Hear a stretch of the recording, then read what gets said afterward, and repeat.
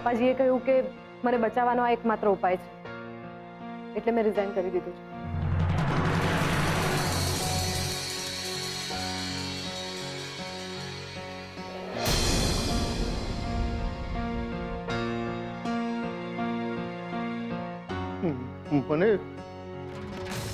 મને એ સમજાતું નથી. રાજીનામાને પણ આયકર વિભાગ સાથે શું લેવા દેવા?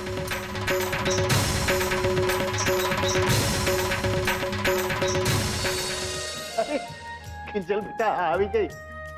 બેસ બેસ. જો બેટા, મારા માટે ચા બનાવું છું. તું પીશ ને? બનાવું? ના પપ્પા, મારે ચા નથી પીવી. ના, અને ચા પીતા પીતા મને મારા આશીર્વાદ પડ્યા કે નહીં એ કે. આશીર્વાદ?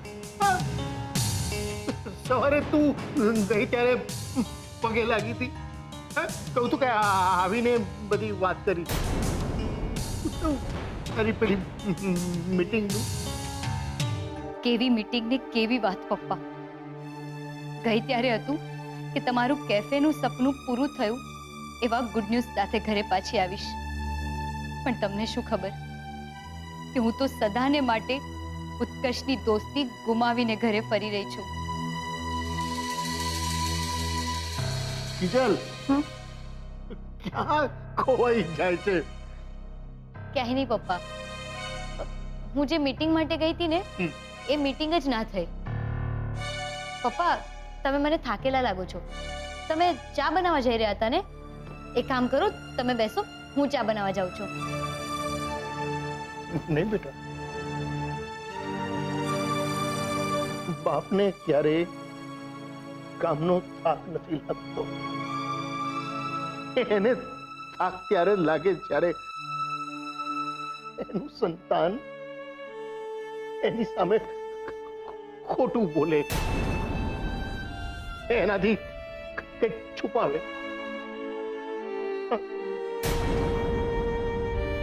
હું ચા મૂકું છું.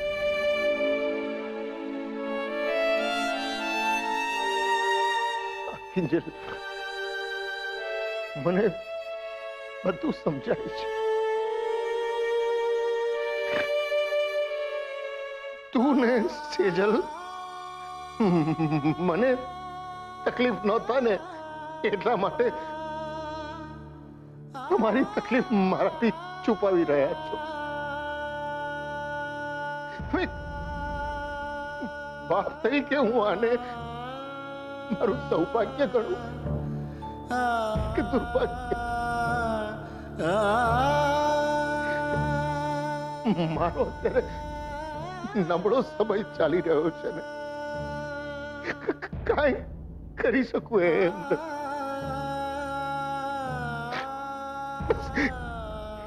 એટલું કહીશ કે ધીરજ રાખો.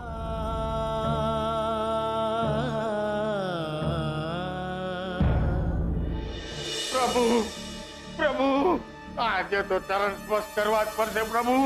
અરે બસ, સરખા ઉભા રહો. શું માંડ્યું છે તમે? જ્યારે આવો ત્યારે આવીને સૌથી પહેલા મારા પગ પકડો છો. આ સારું લાગે છે? અરે પ્રભુ, તમારી તો ખબર નહીં પ્રભુ, પણ મારી વાત માનો ને, મને તો છે ને બહુ સારું લાગે છે પ્રભુ. અરે મારી સાથીએ કોઈ અવળી મોટી બરફની પાટ મૂકી હોય ને એવી ટાઢક લાગે છે. મોહનભાઈની દુકાનનો ચૂલો થઈ ગયો હંમેશ માટે ખુશ, અને એમની દુકાન ઉપર લાગી ગયું અવળું મોટું તાળું. અરે મારા પ્રભુ, હવે તો એવી લીલા કરો કે ચૂલો કોઈ જગે નહીં અને તાળું કોઈની ખુલે જ નહીં. હે હાલ છે દાસ, હું અહીંયા એક તીરે ચાર શિકાર કરીને બેઠો છું અને તમે હજી એક જ વાત પર અટક્યા છે. અને દુકાન બંધ થઈ ગઈ, ઉપરથી વીસી વાળાનું 3 લાખનું દેવું, સેજલની નોકરી ગઈ, કાગળિયા મેં એને એવી ફસાવી છે ને, પિયા થયા પછી પણ ઘરમાં રોટલા ટીપશે, રોટલા. શીખ્યા કઈ? શીખ્યો પ્રભુ, બહુ શીખ્યો. પણ મારા પ્રભુ, આ બધામાં તમારું 1.5 કરોડનું નુકસાન થયું ને સહન નો થયું. મારા નુકસાનનું તમે રહેવા દો. તમે તો માત્ર આ માસૂક સંઘવી પાસેથી મફતમાં જે શીખવા મળે છે ને એનો ફાયદો વિચારો, એની મજા લો. સમજ્યા? જવાનું ભલે ભલે પ્રભુ, તમે કહો એમ ખરું હે, પણ આ તો એવું છે ને, જેનું ખાઈએ એનું ખોદાય ને ઉપરથી ખાડો ખોદે એ પડે એવું કહેવાય એ નહીં હે પ્રભુ. બસ પાવર લેતો તો પ્રભુ, આમ ડાયરેક્ટ આમ પાવર આપે ને એ લેતો તો, બાકી તો ચાલો એવી તમારી ઈચ્છા. જય જીનેન્દ્ર પ્રભુ, જય જીને. જય જીનેન્દ્ર.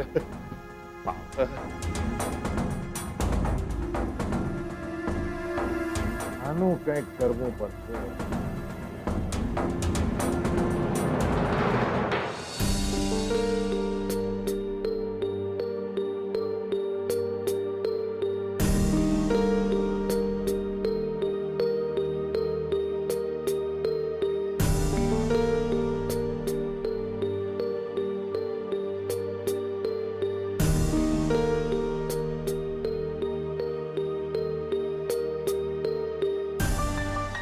સેજલ, ચાલ જમવા.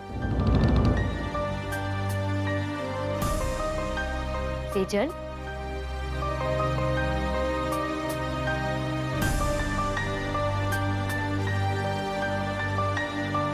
સેજલ, આટલું બધું શું વિચારી રહી છે? ચાલ, જમવા નથી આવવું? હું પણ ક્યારની એ જ પૂછી રહી છું કે સેજલ દીદી કંઈક તો બોલો, પણ મારી સાથે તો વાત જ નથી કરતા. શું વાત કરું? એમ કહું કે હું મારી ઓફિસમાં રેઝિગ્નેશન આપીને આવી છું.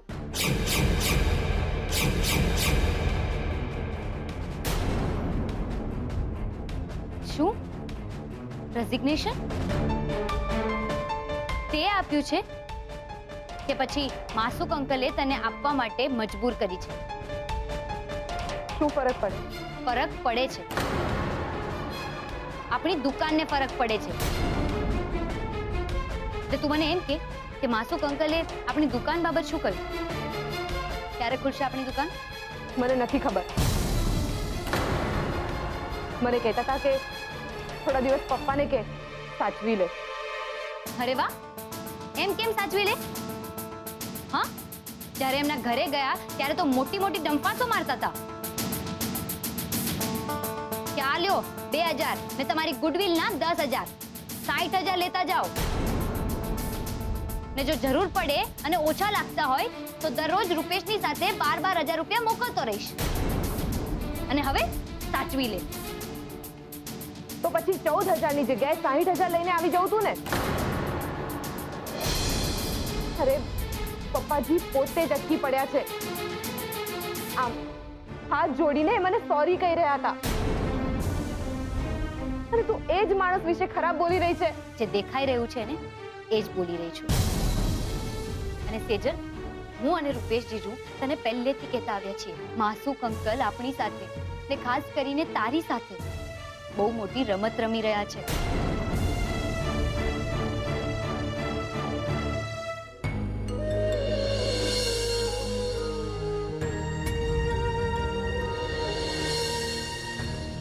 સેજલ, શાંત થઈ જા.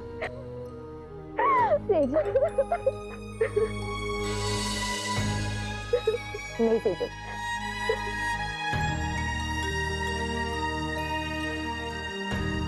કિંજલ, મને ખબર છે મારી ભૂલ થઈ ગઈ છે. હવે તું જ કે હું શું કરું? કઈ નહીં, જે થવાનું હતું એ થઈ ગયું. બધું ભૂલી જા. અને હવે આપણે એ વાત પર ફોકસ કરીએ કે આપણી દુકાન કેવી રીતે ખોલાવીશું. હા, મોહિતભાઈ, સુશાંત કહેતા હતા કે મોહિતભાઈને આમાં બહુ જાણકારી છે અને એમના બહુ કોન્ટેક્ટ્સ છે. હું સુશાંતને ફોન કરું છું. હા, હેલો. હા સુશાંત,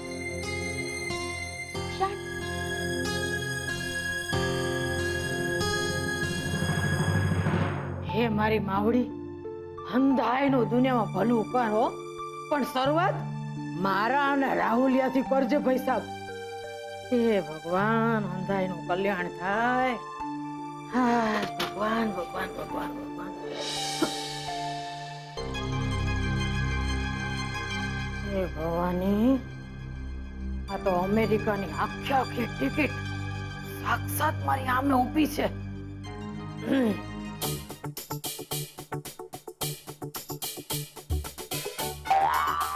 સુશાંત કુમાર,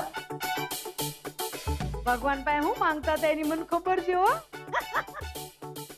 ના એટલે હું એ ભગવાનને ઈ જ કહી રહી હતી કે આ વખતે તો અમેરિકાનું પાકું કરી જ નાખવું છે. એટલે કે જલ્લું તો બાકી મોહનના ઘરે તમારા આટા ફેરા વધી ગયા છે ને એની મને ખબર છે, દેખાય છે. લે લે લે લે જો તો ખરા, પણ શરમના માયરા ગાલ તો જો આમ ટમેટા જેવા લાલ લાલ ગુમ થઈ ગયા બાપા. તે હું શું કહું છું, કિંજલને બોલાવો કે પછી એને ખબર છે તમે આવ્યા છો ઈ? સુશાંત, તમે આવી ગયા?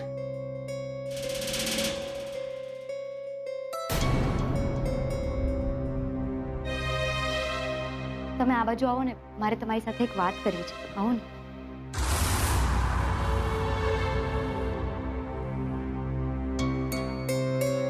સુશાંત, મારે તમારી સાથે દુકાન બાબત વાત કરવી છે. એમાં એવું થયું છે કે માસુક અંકલે કહ્યું કે દુકાન ક્યારે ખુલશે એની કોઈ ગેરંટી નથી, અને સેજલે પણ રાજીનામું આપી દીધું છે. તો હું શું કહું છું, આપણે એકવાર મોહિતભાઈ સાથે વાત કરીએ કે પછી ઇન્કમ ટેક્સની ઓફિસે જઈ આવે? શું કહો છો તમે? પણ ત્યાં જવાની શી જરૂર છે? આઈટી વિભાગની બધી જ માહિતી વેબસાઇટ પર અવેલેબલ છે અને આરટીઆઈ મોડ્યુલ પણ છે. હા, સુશાંત સાચું કહી રહ્યા છે. ખબર નહીં આ વાત મારા મગજમાં કેમ ના આવી. લે બોલો, આજે સમજાણું કે 25 CA ની પરીક્ષા આપી તોય આજ લગન તું અડધી ની અડધી CA હું કરવા છો, ખબર પડી? બા, એમાં સેજલનો કોઈ વાંક નથી. એ પરિસ્થિતિ જ એવી હતી કે ભલભલાનું મગજ ચકરાઈ જાય. તેમ છતાંય સેજલે જે બહાદુરીથી જવાબ આપ્યો ને ઓફિસર્સને, એ બહુ મોટી વાત છે. અને અત્યારે મહત્વની વાત એ છે કે પપ્પા સ્પીચ થેરેપિસ્ટને ત્યાંથી આવે એના પહેલા આપણે આ બાબત વાત કરી લઈએ. ઓકે, હું લેપટોપ લઈ આવું છું. હા, હા, ઈ હારું રહેશે કા સુશાંત કુમાર? બાકી તમારું મગજ છે ને મસ્ત મજાનું હો, અમેરિકા જેવું જ આમ ટીપટો માલે છે પૈસા. બાકી ઓલું જે હાલે છે ને એ હાલવા દેજો. બા, તમારા મગજમાં શું ચાલી રહ્યું છે એ જરા કહેશો? સેજલ આવી ગઈ. લેપટોપ લાવ.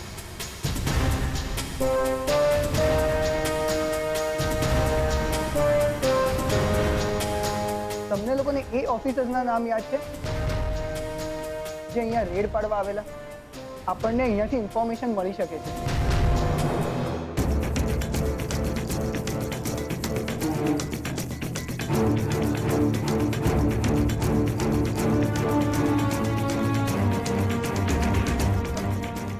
સોરી, તમે જે લોકોના નામ આપી રહ્યા છો ને એમની એક પણ માહિતી અહીંયા અવેલેબલ નથી. પણ આવું કેવી રીતે બની શકે? હા, કઈ ગડબડ છે. સાઇટ તો અપડેટેડ છે ને? બધું બરાબર છે, પણ મને લાગે છે કે આપણે જલ્દીથી જલ્દી ઇન્કમ ટેક્સ ઓફિસ જવું જોઈએ. હા, ચાલો હું પણ સાથે આવું છું. ના,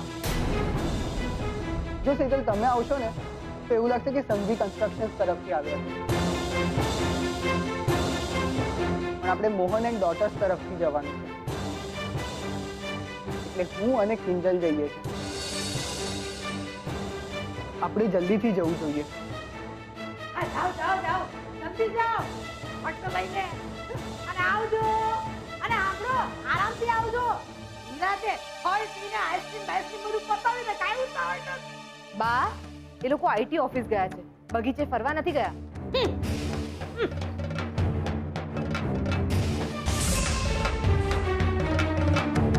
અરે ઈ જ્યાં જતા હોય ત્યાં જાય.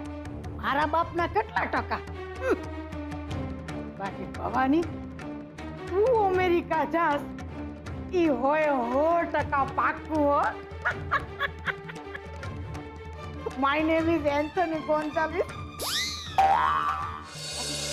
કિશન, તમે જે રેટની વાત કરો છો અને જે ઓફિસરોના તમે નામ આપ્યા ને અને જે ડેટ તમે આપી છે એ ડેટ દરમિયાન અમારા આઈટી ડિપાર્ટમેન્ટમાંથી કોઈ પણ જગ્યાએ કોઈ પણ પ્રકારની રેડ પડીની માહિતી નથી. શું આવું કેવી રીતે બની શકે? ઓફિસર પ્લીઝ બીજી વાર ધ્યાનથી જુઓ ને. જો બેન, હું સાચું કહું છું, 2 વાર બધી જ ડિટેલ ચેક કરી ચૂક્યો છું. હા, તમે જે નામ આપ્યા ને એ ઓફિસરોના નામ ફેક છે અને હું તો કહું છું કે આખી રેડ ફેક હતી. શું?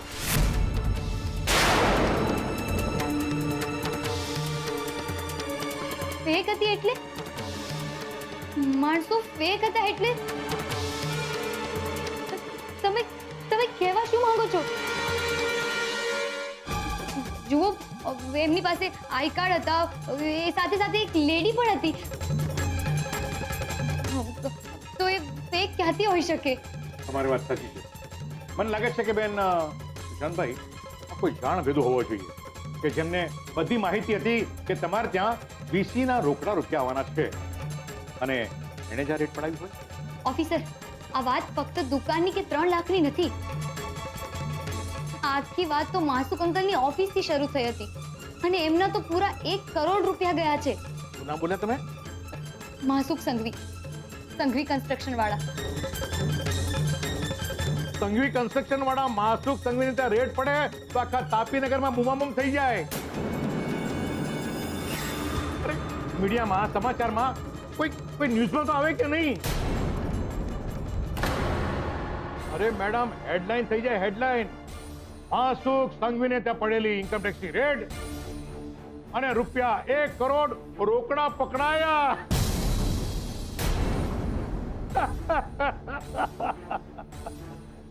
It's all fake, madam. આ બધું ખોટું છે.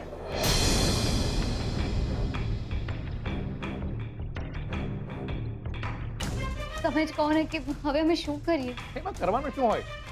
સિમ્પલી પોલીસમાં જઈને કમ્પ્લેન લખાવો. હા કિંજલ, આપણે પોલીસ કમ્પ્લેન કરવી જોઈએ.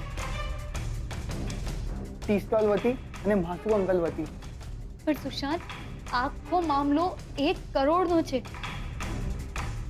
મને લાગે છે આપણે પોલીસ પાસે જતા પહેલા માસુક અંકલને મળી લેવું જોઈએ. હું એક કામ કરું છું, રૂપેશ જીજુને ફોન કરું છું. હા,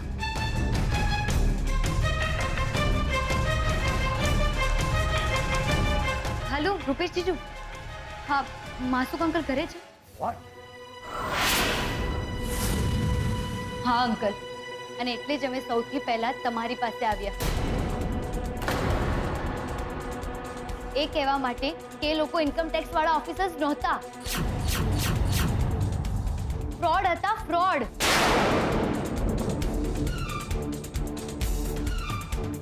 Oh my God.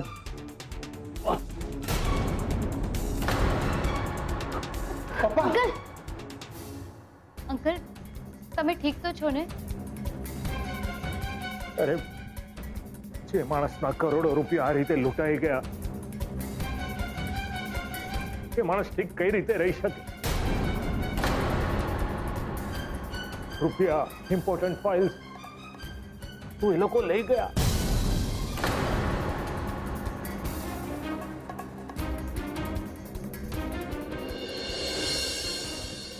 અંકલ, અમને તમારી હાલત બરાબર સમજાઈ રહી છે. અંકલ, હું શું કહું છું, આપણે પોલીસમાં ફરિયાદ નોંધાવી જોઈએ. આ તો હું બરાબર ન ફસાયો. આ લોકો જો પોલીસ કમ્પ્લેન્ટ કરશે તો ના ના, મારે કંઈક વિચારવું જ પડશે.